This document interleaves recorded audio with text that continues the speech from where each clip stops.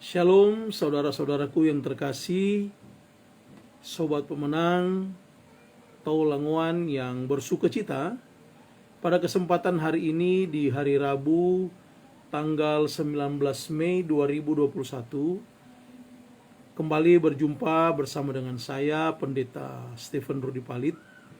Dan pada kesempatan hari ini saya akan menyampaikan kebenaran firman Tuhan di dalam grup Languan Cagampang, Languan Wonderful ini.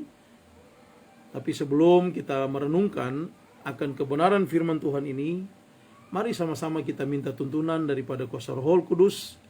Mari kita berdoa. Bapa, di dalam nama Tuhan Yesus Kristus, sungguh kami bersyukur kepadamu ya Tuhan, untuk segala berkat Tuhan dalam hidup kami, penyertaan Tuhan, bahkan kasih sayang Tuhan dalam hidup kami. Terima kasih ya Tuhan Yesus untuk segala penyertaan Tuhan dalam kehidupan kami. Dan pada kesempatan hari ini kembali kami berada di grup Languan Cagampang ini, Languan Wonderful. Bersama-sama kami akan mendengarkan akan kebenaran firman-Mu. Kami mau duduk sehidangan dengan firman-Mu ya Tuhan. Kami mau belajar bahkan diajar oleh kebenaran firman Tuhan. Dan biarlah kuasa Roh Kudus Tuhan Yesus yang menguasai kami semua, bahkan juga yang menafsirkan secara pribadi lepas pribadi, sehingga dapat memahami esensi daripada penyampaian firman Tuhan ini. Mohon ampun dosa kesalahan kami ya Tuhan, dan tuntunlah kami di dalam pembacaan dan perenungan akan kebenaran firman-Mu ini. Kuduskanlah kami dengan kebenaran, karena firman-Mu adalah kebenaran. Dalam nama Tuhan Yesus Kristus yang adalah firman yang hidup, kami sambut kebenaran-Mu ya Tuhan. Haleluya. Setiap kita yang siap diberkati Tuhan, sama-sama kita katakan amin. Glory, haleluya. Saudara-saudaraku yang diberkati Tuhan, pada kesempatan yang penuh dengan sukacita ini, saya akan menyampaikan firman Tuhan dengan tema iri hati, dosa yang mematikan kerohanian. Sekali lagi, iri hati adalah dosa yang mematikan kerohanian. Bapak Ibu yang diberkati Tuhan, kenapa saya mengangkat tema perihal tentang iri hati ini? Karena jujur saja bahwa dengan keadaan sekarang ini, banyak sekali kita lihat seseorang dengan yang lainnya berantem, atau Languan bilang bakalae, ya, baku marah, baku ambe, cuman karena iri hati.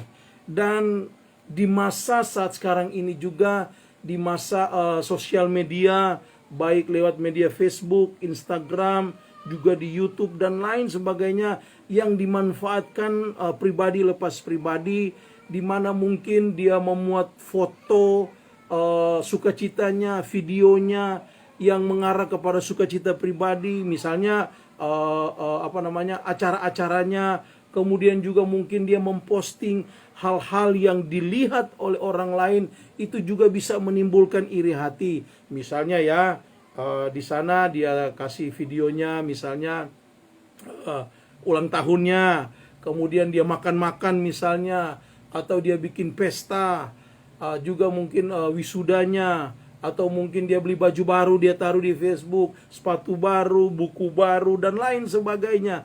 Pokoknya apapun dia taruh di medianya. Nah, bagi dia sendiri itu bukanlah dia sedang menyombongkan diri, tetapi dia sedang share kehidupannya ya di media Facebook yang dia punya, atau Instagram. Tetapi itu bisa juga menjadi trigger ya, bisa menjadi pemicu orang lain melihatnya, itu bisa menjadi iri dan bisa menghakimi orang yang mengupload tersebut. Ini merupakan hal-hal yang tidak bisa terbendung ya dalam posisi situasi seperti saat sekarang ini ya. Begitu juga di dalam pelayanan banyak sekali terjadi iri hati antara seorang hamba Tuhan ini dengan hamba Tuhan yang lain, pendeta ini dengan pendeta yang lain, gembala ini dengan gembala yang lain, dan lain sebagainya. Banyak sekali terjadi iri hati oleh karena memandang orang lain dengan hati yang tidak lurus, memandang orang lain dengan hati yang bengkok, dan lain sebagainya. Nah, Bapak Ibu yang diberkati Tuhan, inilah yang akan saya sampaikan kepada kita di dalam pembacaan dan perenungan akan kebenaran firman Tuhan pada kesempatan hari ini. Nah, yang menjadi landasan kita berpijak dalam perenungan kesempatan hari ini di dalam kitab Perjanjian Baru di kitab 1 Korintus 3 ayatnya yang ketiga. Ya, saya akan bacakan kepada kita semua. Karena kamu masih manusia duniawi, sebab jika di antara kamu ada iri hati dan perselisihan, bukankah hal itu menunjukkan bahwa kamu manusia duniawi dan bahwa kamu hidup secara manusiawi? Kalau kita baca secara lengkapnya perihal apa yang disampaikan di dalam kitab 1 Korintus tersebut, maka kita akan melihat secara jelas ya di kitab 1 Korintus 3 ayat 1 sampai dengan ayatnya yang ke-9 ya. Jelas di sana. Nah, Lembaga Alkitab Indonesia memberikan tema perselisihan ya. Kita mulai misalnya dari ayat 1 Korintus 3 ayat 1, 2, 3 dan seterusnya sampai ayat 9. Dan aku saudara-saudara pada waktu itu tidak dapat berbicara dengan kamu seperti dengan manusia rohani, tetapi hanya dengan manusia duniawi yang belum dewasa dalam Kristus. Ayat 2, susulah yang kuberikan kepadamu, bukanlah makanan keras, sebab kamu belum dapat menerimanya, dan sekarang pun kamu belum dapat menerimanya. Ayat 3, karena kamu masih manusia duniawi, sebab jika di antara kamu ada iri hati dan perselisihan, bukankah hal itu menunjukkan bahwa kamu manusia duniawi dan bahwa kamu hidup secara manusiawi? Ayat 4, karena jika yang seorang berkata aku dari golongan Paulus dan yang lain berkata aku dari golongan Apolos, bukankah hal itu menunjukkan bahwa kamu manusia duniawi yang bukan rohani?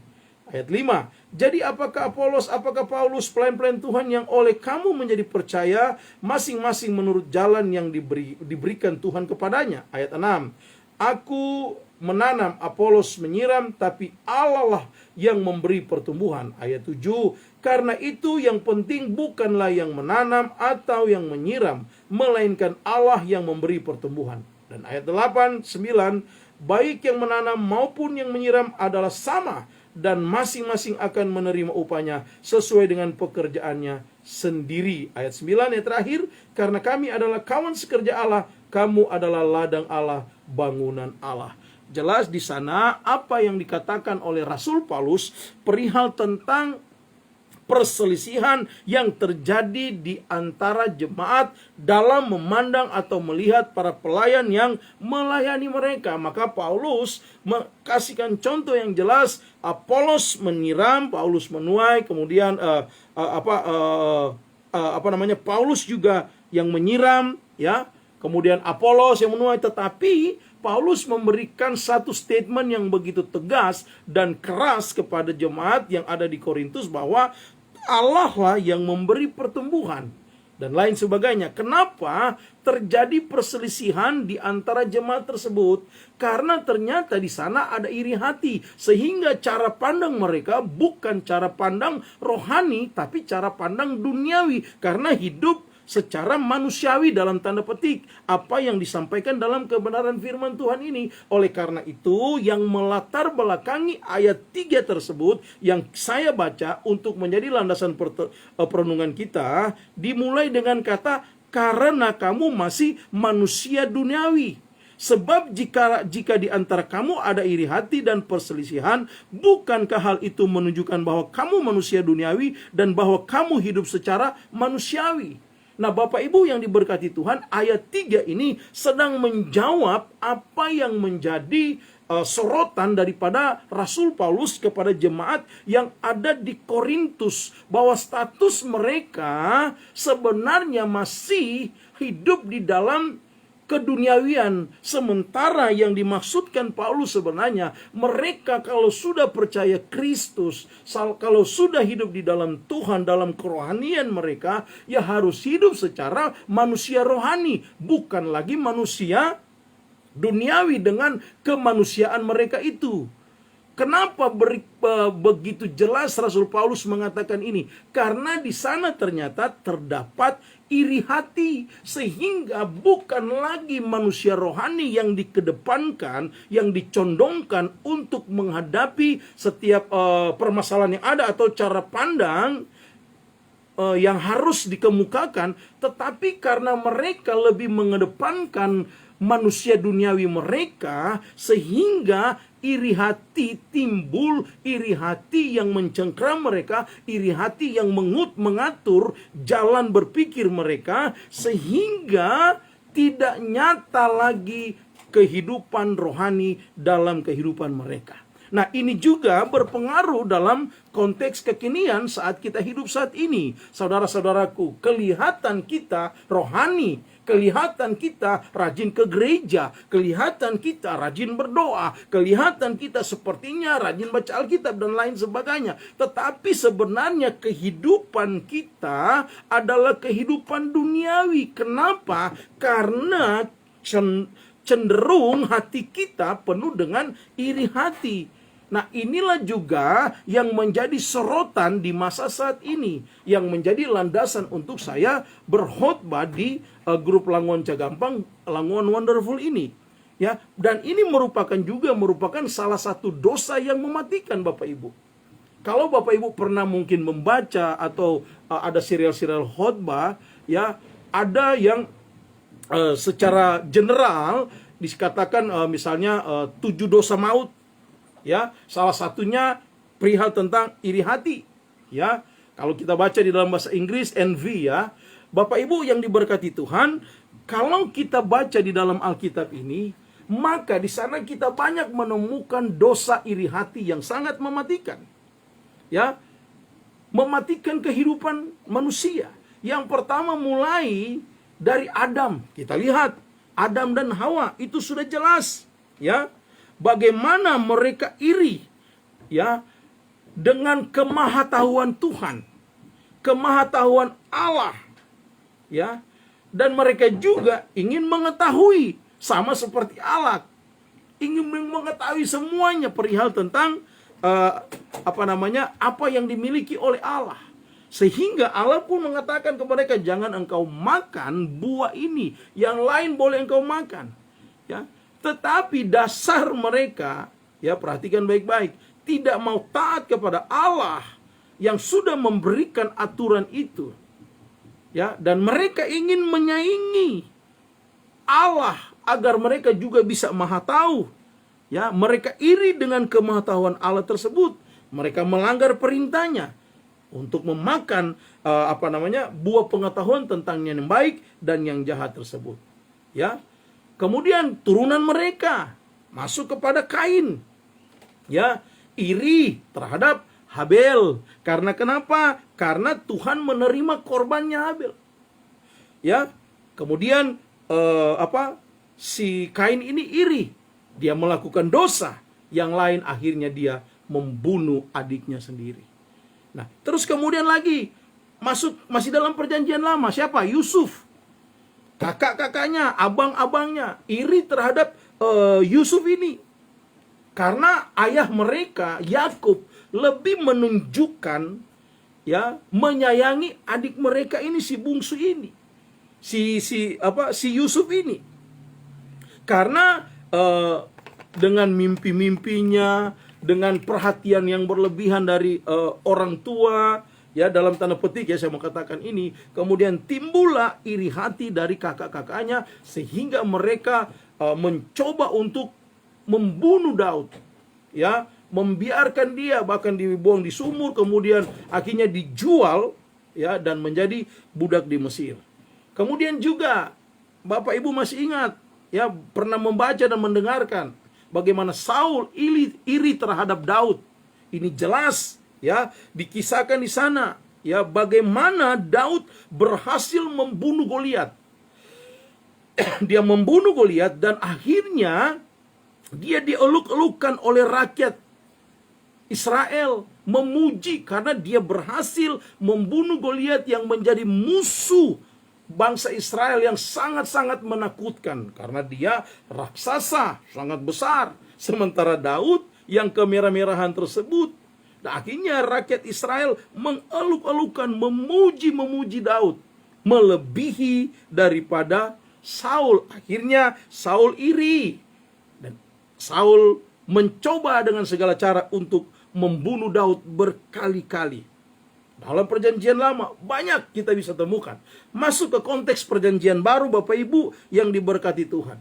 Kita mulai dengan Herodes. Ya, bagaimana Herodes iri karena dia mendengarkan, ya, ada pemimpin baru yang akan lahir, ya, seperti apa yang dipertanyakan oleh orang-orang, termasuk orang Majus yang pertama menanyakan, sehingga dia bikin siasat untuk memerintahkan anak-anak buahnya untuk membunuh anak-anak yang berusia di bawah 2 tahun, agar memastikan sang pemimpin yang mengancam posisinya itu ditiadakan. Ya. Kemudian siapa lagi? Yang pastinya adalah ahli Taurat atau orang-orang Farisi. Mereka sangat-sangat iri kepada Yesus karena pelayanan Yesus, karena pengajaran Yesus begitu disambut oleh Israel, oleh orang Yahudi. Begitu mereka menyambut dia, sementara kaum Farisi ini, orang-orang Farisi ahli Taurat, mereka merasa tersaingi. Akhirnya mereka iri dan kemudian mereka bersiasat licik.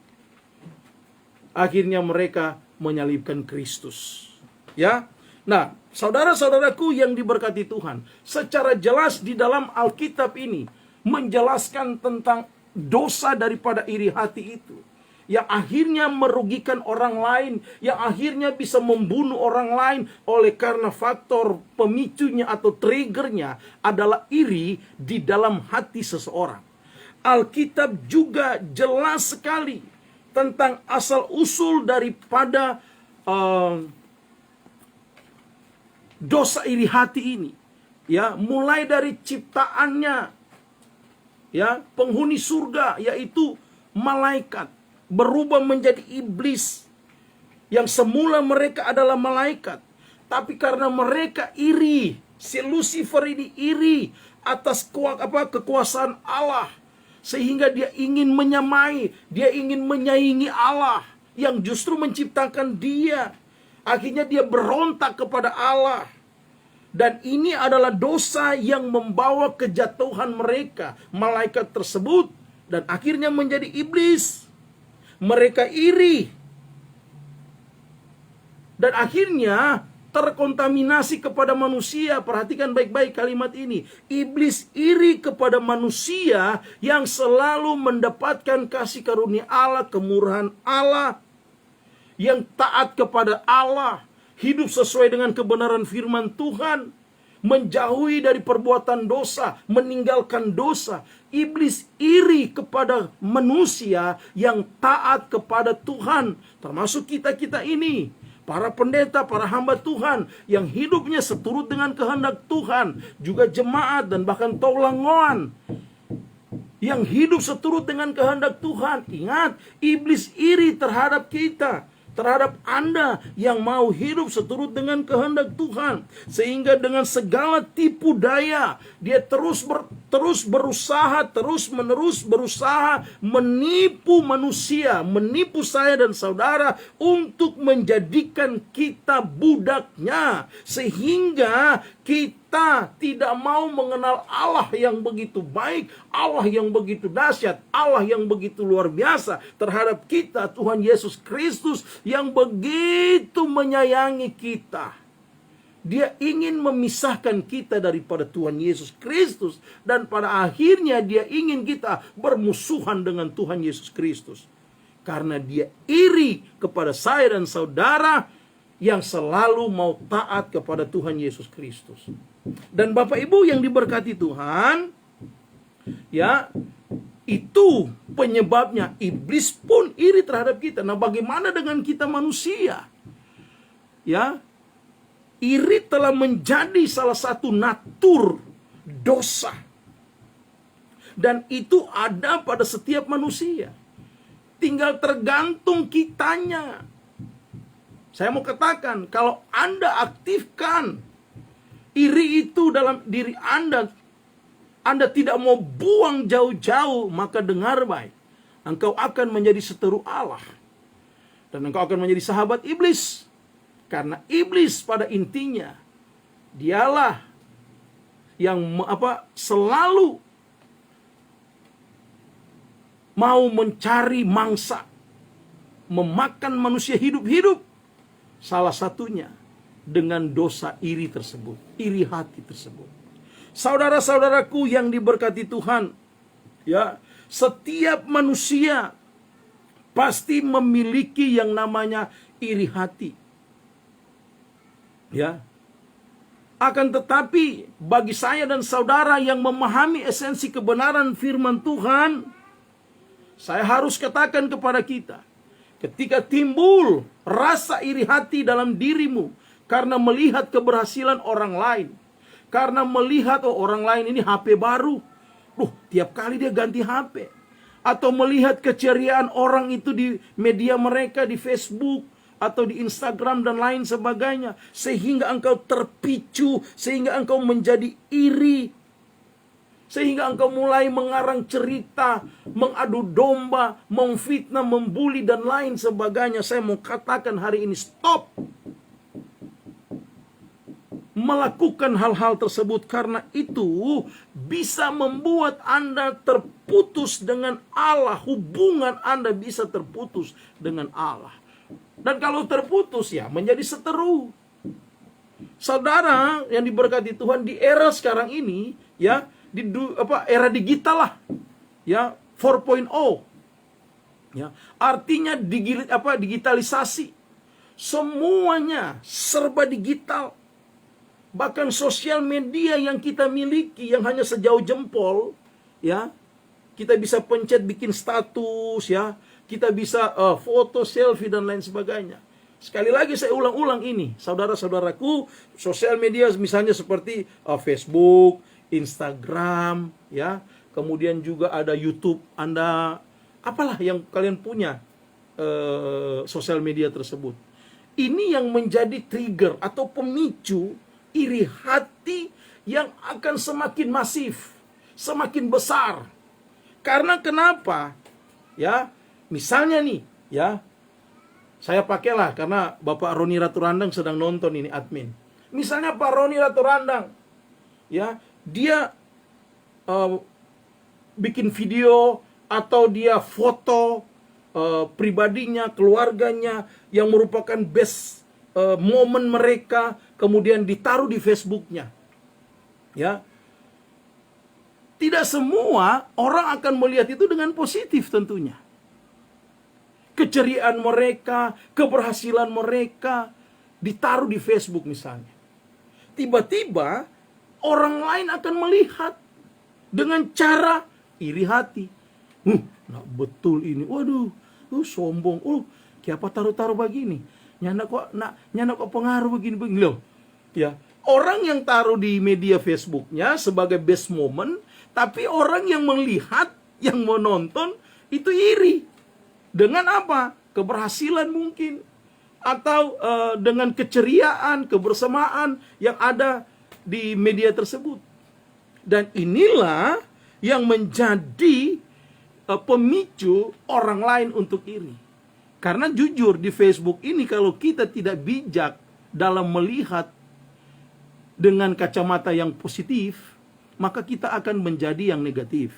Ya, misalnya ada pernikahan yang mewah, ada hari ulang tahun yang mewah, misalnya nih ya, di Facebook, terus kemudian ada wisuda anaknya misalnya, terus kemudian pertemuan keluarga, pergi ke mall, makan di sini dan seterusnya. Sama seperti saya kemarin, istri ulang tahun, saya dengan anak-anak kami ke mall, kami makan. Ya bahasa saya sederhana, ya karena di mall itu bukan lagi barang yang mewah. Semua orang bisa ke mall, bisa makan di sana. Asal Anda punya uang, ke mall makan, ya udah, it's okay. Ya, tetapi orang yang melihat itu berbeda kalau dia pakai iri hati. Dia akan menghakimi Anda. Ini sombong ini. Pendeta kok begini. Siapa ke mall, kasih tunjung, bikin video lagi. biasa-biasa joke. Itu orang Langon kalau jam menilai begitu. Tapi saya mau katakan, Anda sedang melihat dengan cara pandang iri hati. Dan ini sangat-sangat berbahaya karena bisa dipastikan, ya perhatikan baik-baik, Anda akan semakin terpuruk dengan cara pandang Anda yang iri hati tersebut. Anda tidak akan pernah bisa keluar, bisa move on daripada cara pandang yang iri hati tersebut. Ya, Anda cuma lihat tetangga punya HP baru, Anda iri. Anda lihat anaknya berhasil di wisuda, sarjana, Anda iri. Anda melihat mereka punya oto baru, mobil baru, Anda iri. Motor baru, Anda iri. Kesuksesan dia jualan, dia punya warung, dia jualan, jualan laku sekali misalnya, makanannya banyak orang cari, sementara misalnya Anda tidak, kemudian Anda iri. Kemudian bersiasat licik, membuat hal-hal yang supaya bisa menyaingi dan lain sebagainya. Banyak faktor yang menjadi trigger, pemicu untuk bisa iri hati. Dan itu natur manusia, dosa. Dan saya mau katakan, itu yang dikatakan di dalam 1 Korintus 3 ayatnya yang ketiga. Karena engkau masih manusia duniawi. Titik. Jelas sekali firman Tuhan katakan bahwa karena engkau masih manusia duniawi. Nah, saudara-saudaraku yang diberkati Tuhan, kalau begitu bagaimana caranya agar kita bisa keluar dari konsep iri hati ini? Saudara-saudara yang diberkati Tuhan, iri hati jelas. Berdasarkan Kamus Bahasa Indonesia mengatakan, iri hati adalah suatu emosi. Ya, yaitu perasaan tidak puas atau rasa ingin yang berlebihan terhadap orang lain. Misalnya seperti harta, kemudian posisi jabatan, prestasi, nama, perhatian, kekuasaan, kebahagiaan mereka. Kita iri dan kita ingin lebih daripada mereka, sementara kita tidak bisa. Akhirnya iri yang timbul. Sekali lagi saya ulangi, itu merupakan suatu emosi, perasaan yang tidak puas, perasaan yang ingin lebih terhadap orang lain, dan perasaan yang ingin tidak melihat orang lain lebih daripada kita. Sehingga orang lain memiliki harta lebih daripada kita, kita iri. Orang lain memiliki posisi jabatan lebih daripada kita, kita iri. Sehingga orang lain memiliki prestasi, namanya luar biasa dikenal dan lain sebagainya, memiliki perhatian khusus, kebahagiaan, kita iri. Itulah definisi daripada iri hati. Dan itu Alkitab katakan, sekali lagi, Alkitab katakan sesuai pembacaan kita, 1 Korintus 3 ayat 3 adalah, karena kamu masih manusia duniawi. Sebab jika di antara kamu ada iri hati dan perselisihan, bukankah hal itu menunjukkan bahwa kamu manusia duniawi dan bahwa kamu hidup secara manusiawi? Makanya saya bilang tadi di tema kita, iri hati adalah dosa yang mematikan kerohanian Anda.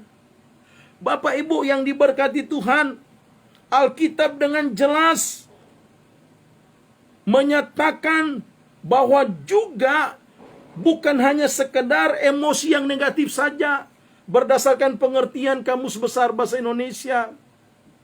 Tetapi Alkitab dengan jelas mengatakan itu adalah dosa. Bukan hanya sekedar emosi yang negatif saja, tetapi itu adalah dosa. So, kalau itu Anda ketahui iri hati adalah dosa, maka itu harus diputuskan segera. Say no to envy. Katakan tidak terhadap iri hati. Putuskan hubunganmu dengan iri hati tersebut. Karena perhatikan, dari Bapak Gereja awal-awal, mula-mula juga ini sudah mengategorikannya dosa maut. Bahkan ada 7 dosa maut. Salah satunya adalah iri hati ini. Ya, oleh karena itu saudara-saudaraku yang diberkati Tuhan, iri hati ini bisa menghancurkan kehidupan Anda. Iri hati ini bisa menghancurkan kemampuan Anda. Iri hati ini bisa menghabiskan, memupuskan segala cita-cita harapan Anda yang ada di depan sana. Karena Anda tidak akan pernah sampai ke sana. Karena kenapa? Iri hati yang mendominasi hidup Anda.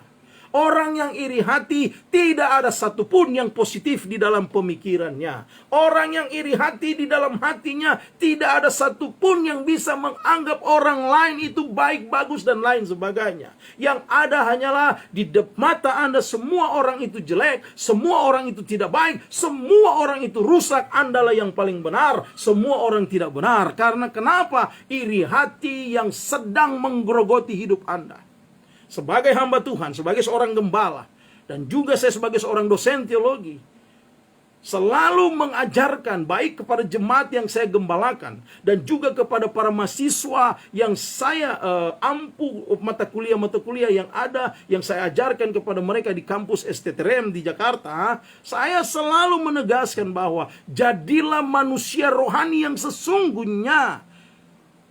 Kenapa saya katakan jadilah manusia rohani yang sesungguhnya? Karena banyak orang mengatakan dia adalah manusia rohani dalam pengertian hidup mau seturut dengan kehendak Tuhan berdasarkan perintah firman Tuhan, akan tetapi hatinya masih diisi oleh iri hati, masih didominasi oleh iri hati, sehingga kehidupannya tidak pure, tidak tulus, tidak murni, tetapi kehidupannya adalah munafik. Kehidupannya penuh dengan kepura-puraan, kehidupannya penuh dengan kamuflase kehidupan, kehidupannya penuh dengan iri hati, dan itulah yang membuat dia tidak bisa bangkit dari keterpurukan hidupnya. Kenapa? Karena dia masih didominasi oleh emosi yang negatif, dan menurut Alkitab itu adalah dosa yang disebut dengan iri hati.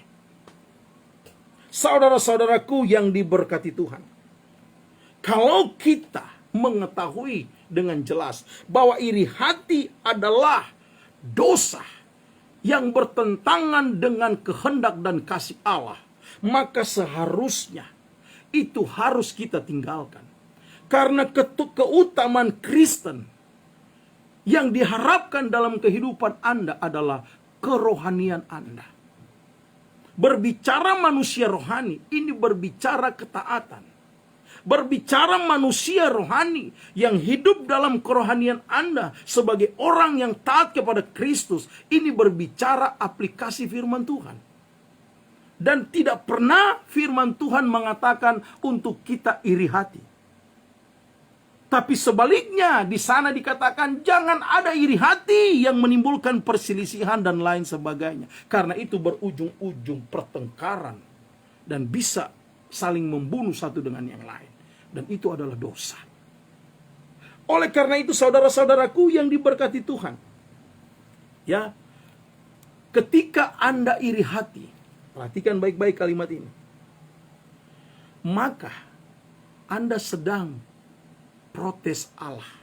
Sekali lagi, ketika Anda ada iri hati, maka tanpa Anda sadari, Anda sedang protes kepada Tuhan Yesus Kristus. Itu sama aja Anda tidak mengatakan Tuhan Yesus baik, Tuhan Yesus adil, Tuhan Yesusku luar biasa. Tapi sebaliknya, Anda sedang protes Tuhanmu karena iri hati itu. Kenapa saya katakan ini? Jelas, kalau Anda sering menghakimi orang lain karena Anda iri terhadap orang tersebut, Anda seperti mau mengatakan Tuhan tidak adil terhadapku. Sekali lagi, camkan kalimat ini. Kalau Anda sering-sering iri terhadap orang lain, maka Anda sama saja sedang mengatakan Tuhan tidak adil terhadapku, Tuhan tidak baik terhadapku. Berarti Anda sedang protes Tuhan. Oleh karena itu saudaraku yang diberkati Tuhan, Agar Anda tidak termasuk pada kategori orang yang protes Tuhan, yang mengatakan Tuhan tidak adil, tidak baik terhadapku, maka janganlah iri hati. Tapi kalau ada orang di sekitar Anda sukses, berhasil, dukunglah, pujilah, selagi itu dia lakukan dengan baik dan benar. Kenapa saya katakan selagi? Karena kita tidak tahu jalan apa yang dia tempuh. Tetapi yang kita harus lakukan adalah memberikan pengaruh yang positif dari mulut kita, cara pandang kita. Itu sama saja kita juga sering mengatakan Tuhan itu baik, Tuhan itu adil terhadap semua orang. Tapi sebaliknya kalau Anda bilang, loh kan kita tahu tuh orang itu, nah mungkin dia begitu. Kita tahu tuh orang itu, seolah-olah Anda paling tahu orang itu. Kenapa dia sebegini? Dia dapat dari mana DP doi, DP harta itu? Kenapa dia so kaya sekali kan? Kenapa dia so HP baru? Kenapa dia so oto baru? Waduh, jangan-jangan. Waduh, Anda sebenarnya sedang protes kepada Tuhan. Tuhan tidak adil, Tuhan tidak baik terhadapku. Jadi stop jo iri hati. Stop jo iri hati. Stop jo iri hati. Ya. Lebih baik Anda fokus kepada Tuhan yang adil dan baik terhadap Anda. Bukan fokus kepada keberhasilan orang lain yang bisa menimbulkan iri hati. So yang menjadi pertanyaannya, bagaimanakah saya dan saudara atau kita bisa menghadapi atau menangani iri hati ini? Bagaimana seharusnya kita bersikap sebagai manusia rohani, bukan lagi manusia duniawi, agar kita bisa mengatasi iri hati ini. The first, yang pertama yang harus dilakukan adalah bertobat. That's it. Bertobat. 1 Yohanes 1 ayat 9 berkata, jika engkau mengaku dosamu, maka ia setia dan adil akan mengampuni dosamu. Saya bacakan. 1 Yohanes 1 ayat 9. Jika kita mengaku dosa kita, maka ia adalah setia dan adil sehingga ia akan mengampuni segala dosa kita dan menyucikan kita dari segala kejahatan. Jadi Bapak Ibu, untuk bisa menangani akan iri hati ini, pertama kali yang harus kita lakukan adalah bertobat dengan cara akui itu di hadapan Tuhan, bahwa engkau melakukan dosa iri hati. Banyak orang Kristen, banyak berarti ada, saya tidak mengeneralisasi, tapi ada orang Kristen yang katanya dia hidup dalam Tuhan, yang katanya dia rajin melayani, yang katanya hidupnya saleh, suci, tapi hatinya penuh dengan iri hati, kebusukan. Dia tidak terima keberhasilan orang lain. Apalagi sesama para pelayan Tuhan, hamba Tuhan yang berkhotbah di grup Langon Cagampang ini. Stop jo saling iri satu dengan yang lain. Ya, tapi saya tidak menuduh. Ya, saya percaya di sini tidak ada. Ya, tapi percayalah, di sana sini pasti ada.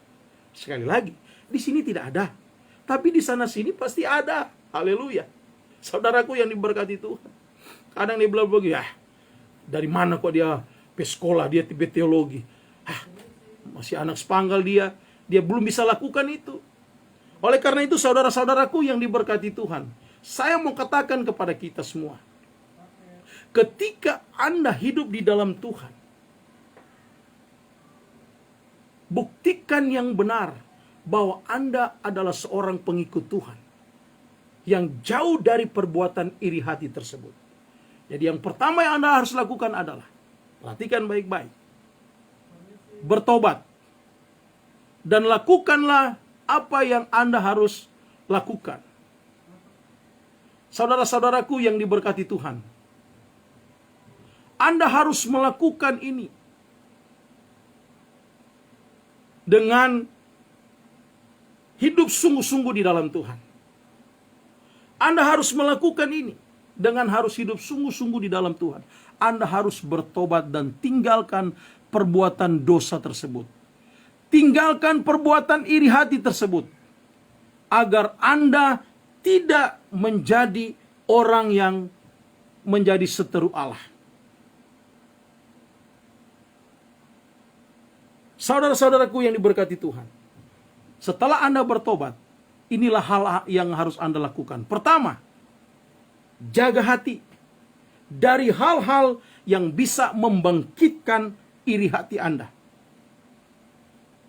Seperti dikatakan dalam kitab Amsal 4 ayat 23. Jagalah hati. Ya, coba saya bacakan bagi kita. Amsal 3 ayat 23. Ya. Perhatikan baik-baik Bapak Ibu yang diberkati Tuhan. Amsal 3 ayat 23. Amsal 4 ayat 23. Amsal 4 ayat 23. Jagalah hatimu dengan segala kewaspadaan, karena dari situlah terpancar kehidupan. Kita harus menjaga kita dengan segala kewaspadaan. Artinya, yang harus kita perhatikan menjaga hati kita dari hal-hal yang bisa membangkitkan iri hati, ego kita, rasa tidak aman, emosi yang tidak bisa terkontrol, keinginan-keinginan yang berlebihan, alias serakah, ya, rakus orang Lamongan bilang. Kemudian adanya stres, frustasi. Itu semua bisa memicu iri hati. Ini yang harus kita jaga. Maka firman Tuhan katakan, jagalah hatimu dengan segala kewaspadaan, karena dari sanalah terpancar kehidupan. Kalau kita di bahasa asli dikatakan itu to watch.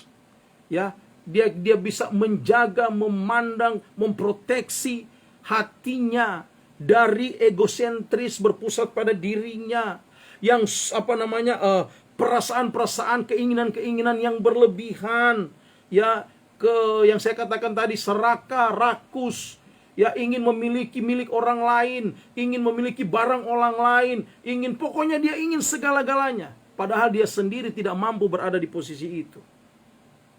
Sekali lagi saudaraku, jagalah hatimu dari hal-hal yang bisa membangkitkan egomu, membangkitkan hal-hal iri hati. Dan yang kedua, setelah Anda menjaga hati, ya, yang perlu juga dilakukan adalah mari pagari hidupmu dengan perlengkapan rohani. Efesus 6 ayat 10 sampai 20 jelas mengatakan itu. Ya, saya bacakan untuk kita semua Bapak Ibu. Ya. Efesus 6 ayat 10 sampai 20 jelas di sana mengupas perihal tentang perlengkapan rohani. Efesus 6 ayat 10 sampai dengan 20. Karena itu saya bacakan saja ya. Perlengkapan rohani. Yang pertama adalah perisai.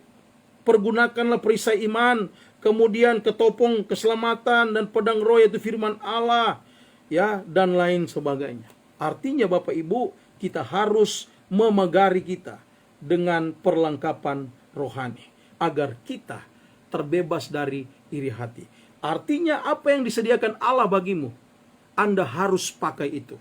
Perlengkapan rohani agar Anda tidak terjebak dalam dosa iri hati. Dan yang terakhir, hiduplah sesuai dengan pimpinan Roh Kudus. Artinya, dengan ketaatan kita, dengan kesetiaan kita, hiduplah sungguh-sungguh sebagai manusia rohani, bukan manusia duniawi, agar kita bisa dipimpin oleh Roh Kudus.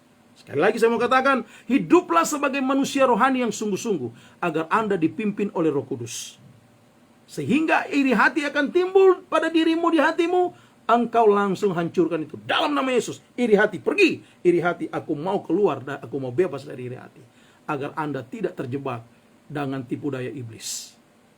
Itulah yang saya mau sampaikan kepada kita Bapak Ibu yang diberkati Tuhan, Taulanguan, dimanapun Anda berada, yang menyaksikan siaran langsung ini maupun nanti yang menyaksikan ini hasil rekaman ini.